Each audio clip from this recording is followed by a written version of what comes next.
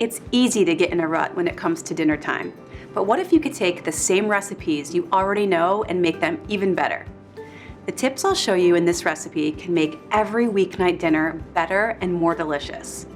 You might be thinking that adding salt or seasonings is the only way to add flavor to your food, but there are better ways to get major flavor without adding too much fat or sodium. That's what our toasted orzo skillet with shrimp recipe is all about. I make this recipe for my family all the time, and the simple skills like searing shrimp, sweating aromatics, and toasting orzo add deep and delicious flavor to this great everyday meal. I'll get started by seasoning the shrimp with a little lemon pepper rub and heating some oil in the pan till it's hot. It's important to get the pan nice and hot so the shrimp sear. Searing is a really fundamental cooking skill where you cook food, usually meat, poultry, or seafood, at a high temperature until it develops a crust. It's the quickest and easiest way to cook shrimp, and it gives them really great flavor. Once the pan is hot, I'll add the shrimp and cook them for about 2 to 3 minutes per side.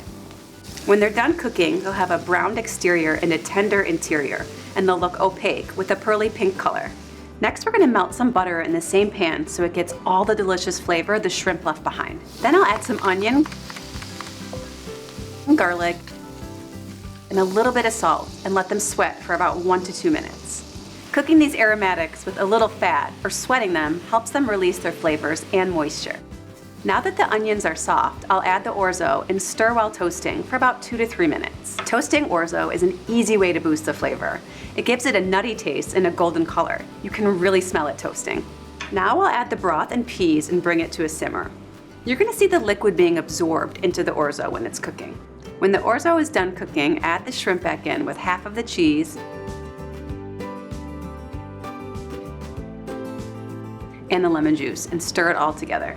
I love how the lemon juice really brightens up this recipe and makes it taste fresh. Then finish with the remaining cheese and fresh parsley. So you can see that pairing simple ingredients with fundamental cooking skills like searing, sweating, and toasting gives this recipe great flavor.